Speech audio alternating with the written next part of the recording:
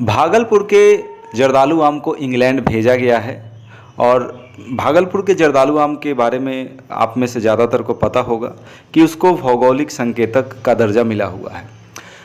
भागलपुर का जर्दालू आम एक विशेष प्रकार का आम का नस्ल है जो भागलपुर में ही मुख्यतः होता है। इसके अलावा कुछ अन्य क्षेत्रों में भी होता है, लेकिन इस आम के नस्ल का अगर ओरिजिन कहा जाए, इसका शुरुआती स्थल कहा जाए तो वो भागलपुर ही है। और इस वीडियो के माध्यम से दोस्तों इसके अलावा हम लोग और भी बहुत कुछ बातों को समझने वाले हैं कि बिहार में और कौन कौन से ऐसे पदार्थ हैं या कलाकृतियां हैं जिनको भौगोलिक संकेतक का दर्जा मिला हुआ है। भौगोलिक संकेतक का दर्जा मिलने से क्या फ़ायदा है, जैसे कि मुजफ्फरपुर के शाही लीची को भी ज्योग्राफिकल इंडिकेटर यानी भौगोलिक संकेतक का दर्जा मिला हुआ है, तो इससे आखिर लाभ क्या है, एक आम बिहारी इससे किस तरीके से लाभान्वित हो सकता है, इसको भी हम लोग समझने वाले हैं। इसके पीछे का क्या कानून है, कैसे भौगोलिक संकेतक का विचार सबसे पहले दुनिया के सामने आया, सब कुछ इस वीडियो के माध्यम से समझने वाले हैं। देखिए, अभी हाल ही में कुछ दिन पहले भागलपुर का जर्दालू आम इंग्लैंड, यूनाइटेड किंगडम जाता है। अब यूनाइटेड किंगडम, इंग्लैंड, ब्रिटेन लगभग आसपास का ही सारा नाम है, आप समझिए इतना बात को। यहाँ पर एपिडा का भी एक महत्वपूर्ण भूमिका है। अब दोस्तों एक चीज़ को आप लोगों को समझना होगा कि अगर आप किसी भी वस्तु को, प्रोडक्ट को आप अमेरिका भेजते हैं, यूरोप भेजते हैं, जर्मनी, इंग्लैंड यानी ऐसे विकसित देशों में भेजते हैं, तो आपको अपना प्रोडक्ट, आपको अपना वस्तु बिल्कुल ही A1 यानी एकदम फर्स्ट क्लास होना चाहिए। उसके क्वालिटी में कुछ भी खराबी नहीं होना चाहिए, क्योंकि अगर क्वालिटी में थोड़ा सा भी खराबी होगा तो उधर से इंडियन प्रोडक्ट को वापस लौटा दिया जाएगा। यानी ऐसे देशों में, विकसित देशों में अगर किसी भी खाद्य पदार्थ को भेजना है या किसी भी चीज़ को भेजना है तो उसका गुणवत्ता पर विशेष ध्यान रखा जाता है।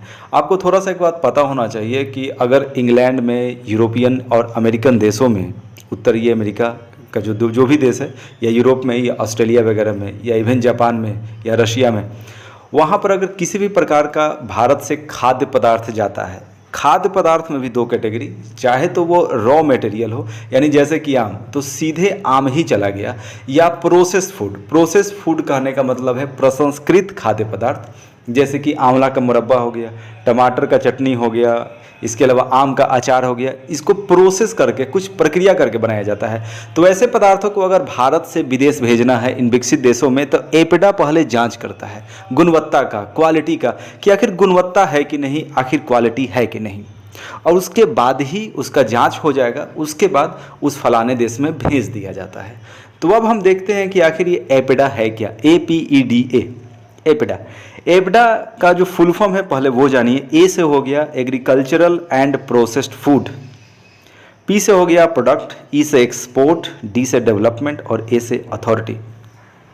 यानी कि किसी भी चीज़ को अगर इंडिया से बाहर भेजा जा रहा है, विशेष तौर पर विकसित देशों में, तो एपिडा उसका जांच करता है। आप एपिडा को समझ गए हैं। और एपिडा जो है वाणिज्य मंत्रालय के अधीन काम करता है और इसका मुख्यालय नई दिल्ली में है। तो भागलपुर के जर्दालू आम का भी जांच पड़ताल एपिडा के द्वारा किया गया, तब उसको इंडिया के बाहर भेजा गया है। अब चलिए थोड़ा सा कुछ और चीज़ों को समझते हैं। आखिर इसका शुरुआत कब हुआ भौगोलिक संकेतक का? तो इसका शुरुआत हुआ WTO के माध्यम से, यानी वर्ल्ड ट्रेड ऑर्गेनाइजेशन, जो दुनिया भर में जो भी व्यापार हो रहा है किसी भी दो देशों के बीच, उसको नियंत्रित करता है WTO, वर्ल्ड ट्रेड ऑर्गेनाइजेशन, विश्व व्यापार संगठन।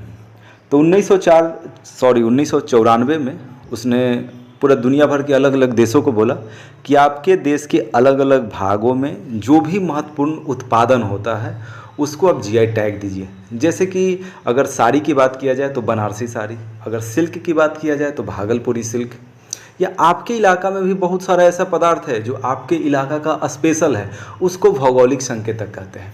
ऐसे पदार्थ बहुत सारे हैं, लेकिन सबको भौगोलिक संकेतक का दर्जा नहीं मिला हुआ है। अब सरकार धीरे धीरे ऐसे चीज़ों को आगे बढ़ा रही है। तो WTO ने 1994 में ये मतलब एक सलाह दिया अपने जो भी मेंबर्स कंट्री हैं उनको।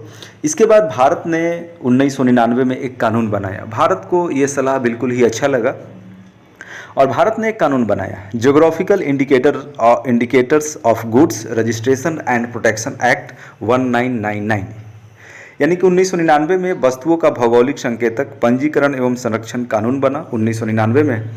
और उसके बाद 4 साल के अंतराल के बाद 2003 से भौगोलिक संकेतक का शुरुआत होता है हमारे देश में।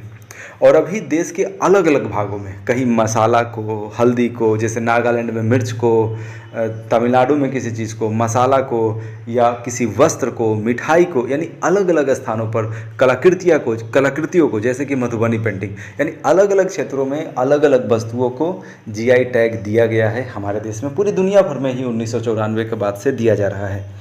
हमारे देश में कब से दिया जा रहा है? 2003 से। अब हम ये देखते हैं कि बिहार में कुछ उदाहरणों को देखते हैं कि किसको किसको भौगोलिक संकेतक का दर्जा मिला हुआ है अपने राज्य में। तो अगर आप लिस्ट देखेंगे तो कतरनी चावल है इस सूची में, मगही पान है, मधुबनी पेंटिंग है, भागलपुरी सिल्क है, कतरनी आम हो ही गया, कतरनी चावल। इसके अलावा जर्दालू आम भागलपुर का, शाही लीची मुजफ्फरपुर का। इसके अलावा भी कुछ अन्य जो पदार्थ हैं वो भी हैं। ये मुख्य हैं जिसको मैंने बता दिया है। अब आपके मन में दोस्तों ये सवाल जरूर होगा कि इससे बिहार को क्या लाभ हो सकता है, एक आम बिहारी क्या इससे लाभान्वित हो सकता है। तो देखिए, बिहार एक पिछड़ा हुआ राज्य है और बिहार की अर्थव्यवस्था का मुख्य आधार कृषि है। ज़्यादातर लोग कृषि कार्यों में संलिप्त हैं। और जो जीआई टैग जिनको मिला हुआ है, जैसे कि कतरनी चावल है, फिर मगही पान या जर्दालू आम, शाही लीची, इनके पैदावार को इनके क्षेत्र में व्यापक स्तर पर बढ़ावा देने की आवश्यकता है। अब जैसे कि शाही लीची, इसका बहुत ज़्यादा मांग है, और भागलपुर का जर्दालू आम, उसका भी अच्छा खासा मांग है।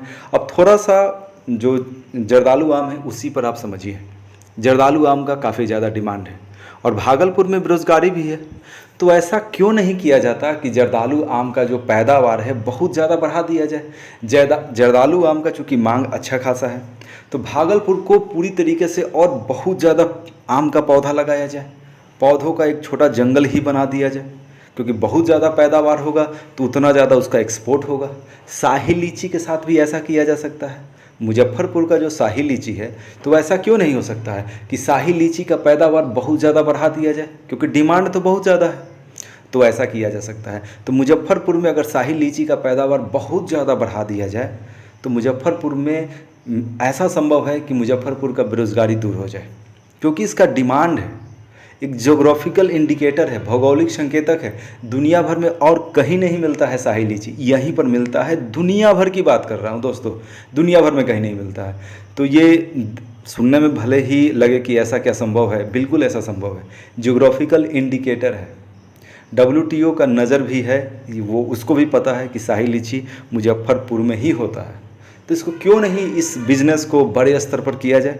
तो ऐसा किया जा सकता है। कतरनी चावल, उसका भी अच्छा खासा डिमांड है, तो इसके भी पैदावार को बढ़ा दिया जाए। तो इसको ध्यान देना होगा सरकार को ध्यान देने की आवश्यकता है कि ऐसे जो ज्योग्राफिकल इंडिकेटर है उनको बढ़ावा दिया जाए। अभी 2-3 साल पहले उत्तर प्रदेश में भी एक योजना का शुरुआत हुआ था, एक जिला एक उत्पाद। ये भी कहीं ना कहीं भौगोलिक संकेतक तो वो नहीं था, लेकिन भौगोलिक संकेतक के ही आसपास का योजना था। अब जैसे कि आप जिस जिला में भी होंगे दोस्तों, अब आपको पता होगा कि उस जिला का कौन सा जो उत्पाद है वो बहुत ही विशेष होगा। अब जैसे कि अगर कोई बिहार शरीफ के होंगे तो सिलाव का खाजा। अब मैं, जैसे कि मेरा घर है भोजपुर डिस्ट्रिक्ट, तो वहाँ का पेड़ा बहुत फेमस है। वहाँ एक सकड्डी एक जगह है, वहाँ का हर स्थान का कुछ ना कुछ फेमस है, ज़्यादातर लोगों को पता नहीं है। तो क्यों नहीं उसको एक मार्केट, मतलब उसका एक मार्केट क्रिएट किया जाए, उस बिज़नेस को बढ़ावा दिया जाए। अब जैसे कि भोजपुर में सकड्डी का पेड़ा, तो पेड़ा का जो उद्योग है उसको बड़े स्तर पर उसका निर्माण किया जाए, उसका मार्केटिंग किया जाए, उसको भी जीआई टैग दे दिया जाए।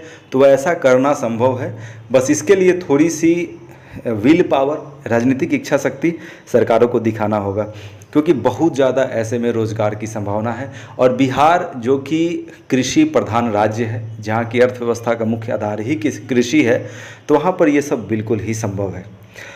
इसके अलावा खाद्य प्रसंस्करण क्षेत्र की अगर बात किया जाए, खाद्य प्रसंस्करण होता क्या है, जैसे कि मुरब्बा हो गया, अचार हो गया, चटनी हो गया, यानी कि जो पदार्थ हैं जैसे कि टमाटर हैं, रॉ फूड हो गया ये, तो इससे प्रोसेस करके, इसमें कुछ प्रोसेस करके, कुछ कृत्रिम विधियों को अपनाकर कुछ बना देना, जैसे टमाटर से चटनी बना देना। अब कोई भी फल है उससे अचार बना देना, जैसे मैंगो है, कच्चा मैंगो, कच्चा आम, उससे अचार बना देना। तो ये खाद्य प्रसंस्करण है। इसका भी बहुत ज़्यादा डिमांड है बिहार के बाहर, तो इस पर भी सरकार को ध्यान देना होगा। ये छोटी छोटी चीज़ें हैं जो बिहार वासी अच्छे से जानते हैं, अचार बनाना, और इसका बहुत ज़्यादा डिमांड है होटलों, स्पेशली अगर होटल इंडस्ट्री की बात किया जाए बिहार से बाहर, तो इसका बहुत ज़्यादा डिमांड है। इस पर ध्यान देने की आवश्यकता है, क्योंकि एक आम आदमी उतना नहीं कर पाएगा। अगर सरकारी स्तर पर पहल किया जाए तो ये एक उद्योग का रूप ले सकता है। जैसे कि अचार इंडस्ट्री हो गया, देखने में छोटा सा लग रहा है लेकिन ये क्रांति ला सकता है, क्योंकि गांव-गांव में जो महिलाएं हैं ये बनाना जानती हैं, और कितना भी कोई कलाकार हो, बिहार की महिलाओं से बेहतर अचार वो नहीं बना पाएगा। तो सरकार को ध्यान देना होगा। बहुत सारी क्षमताएं हैं कृषि क्षेत्र से जुड़ा हुआ। तो दोस्तों, यही एक मेरा छोटा सा प्रयास था कि मैं आपको बता सकूं कि आखिर भाई ये जीआई टैग क्या है, भौगोलिक संकेतक। और जो सबसे बड़ी बात यही है कि भागलपुर के जर्दालू आम को, और इसको जीआई टैग तो पहले ही मिल गया था, और मुजफ्फरपुर के शाही लीची को भी जीआई टैग मिला हुआ है। इनका एक्सपोर्ट शुरू हो गया है इंग्लैंड में, जो एक अच्छा खबर है।